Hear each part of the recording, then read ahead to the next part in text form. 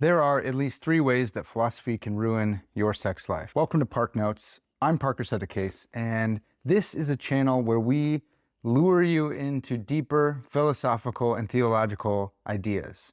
Now, it already worked because you clicked this video. You probably clicked it because you saw sex in the title. Was that clickbaity? Yeah, maybe a little bit, but this isn't clickbait because I'm actually going to deliver on it. So in this video, I'm going to cover 3 ways I think philosophy can ruin and maybe should ruin your sex life. And then I will give you my 2 favorite intro to philosophy books so you can start using philosophy to ruin your sex lives. Let's jump right in. The first way that philosophy can ruin your sex life is by thinking more philosophically. Now, what do I mean by sex life? Here I mean the promiscuous, the hookup culture sex life, just any kind of sex life that treats persons as objects, that treats subjects as objects, that treats persons as things, just tools for your own personal sexual gratification. Now, that's a type of sex life I think should be destroyed, diminished, wrecked by philosophy. So I hope that you start studying philosophy, and I hope it ruins your sex life. If your sex life consists in treating others like things instead of persons. So maybe one way to do this is studying personalism, the philosophy of personalism. This is a huge, broad camp. There are a lot of personalists. The most famous, perhaps, is Martin Luther King, who finds himself in the Boston School of Personalism. But there's also personal idealism. There's non-idealistic views of personalism. It's a broad camp. I'm going to link the Stanford Encyclopedia of Philosophy journal article on personalism in the description. So go check that out. It's an amazing article. It's great. Personalism is really cool. There's going to be some who really hate it. Yes, there are some problems depending on which personalism you have in mind. But that's one way that you can ruin your sex life by studying philosophy. And that's a really good thing. I think you ought to do that. Another way would be looking at Kantian Ethics. There's a similar move here where Kant said, hey, persons ought to be ends in and of themselves and never a means to an end.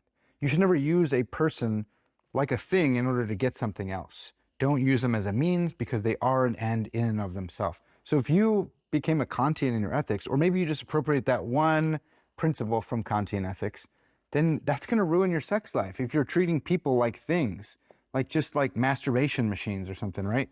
That's going to stop you from doing that. I think that's a good thing.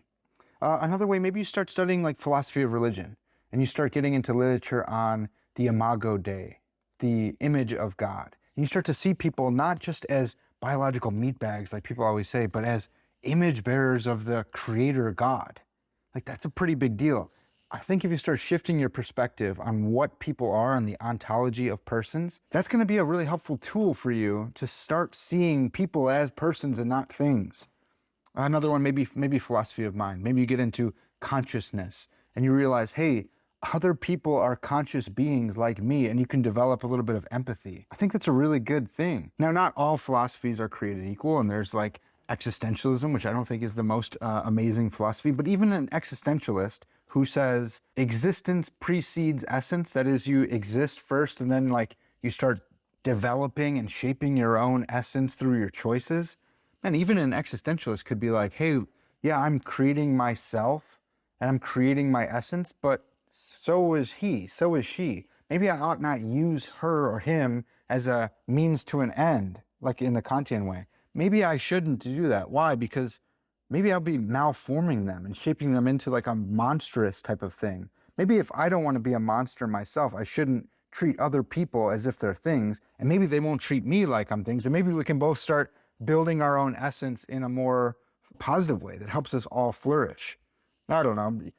Existentialists are weird. If you guys are in the comment section, let me know. Or maybe you even go in deep on analytic philosophy and you start going into origin essentialism and you go into metaphysical modality, things that they're stronger than physical necessity, but they're not quite logical necessity, but it's it's metaphysical necessity. Maybe you start studying how a rock can't be all blue and all green all over, stuff like that.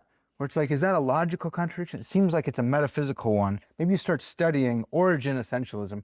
Would I be me if I didn't have the same origins that gave rise to me? Could I still be Parker if I didn't have the parents that I had?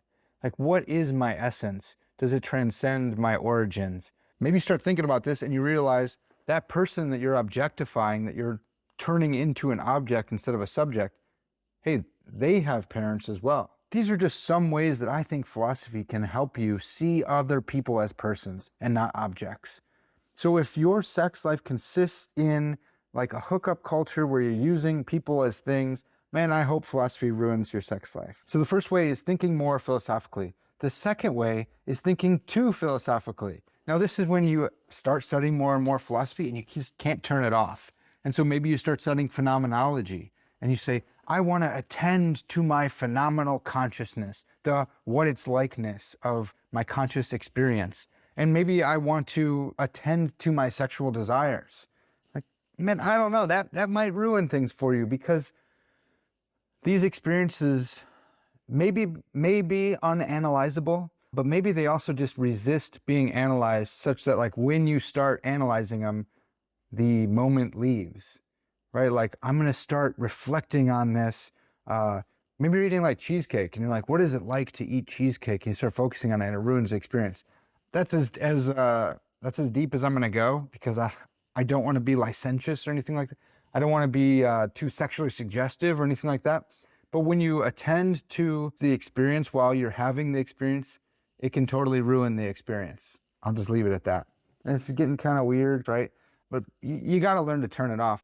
Romance and like phenomenological philosophy don't go hand in hand all that well. So another way that you can ruin your sex life through philosophy is by not turning off the philosophical switch. Don't overthink life when you're in situations wherein thinking is not going to be beneficial for you.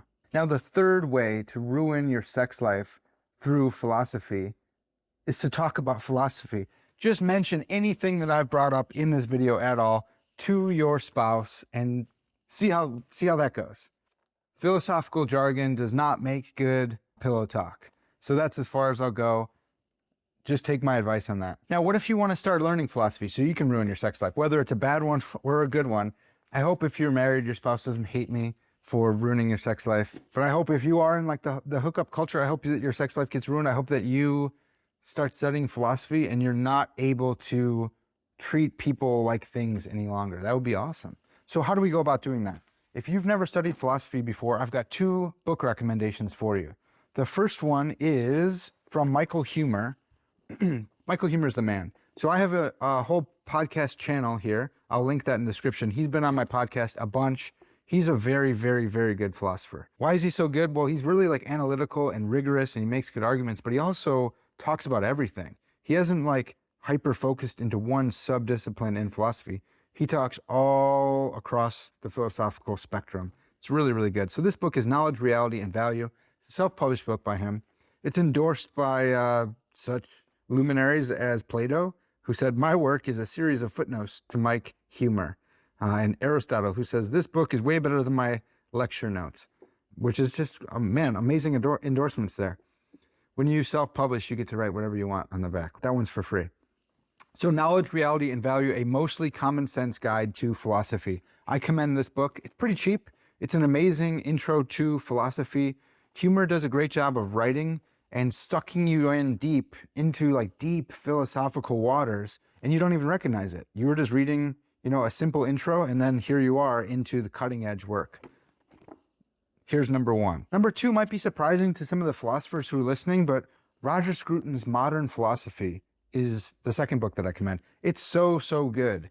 I love Roger Scruton. I know a lot of people kind of beef with him, but this book is an amazing overview of like the history of philosophy, but it's not just a history of ideas. He gives a broad stroke history of philosophy, but he dives in deep to like analytic philosophy, phenomenology, continental philosophy. So I really like it because everything's on the table. There's all these different distinctions in the history of philosophy, but he doesn't skip any. He just covers it and then goes in deep on it. So if you want to become an expert in philosophy, here are 2 books that I commend to you. They will help you think more philosophically. I hope that they help you destroy your sex life if your sex life involves treating persons as things, subjects as objects.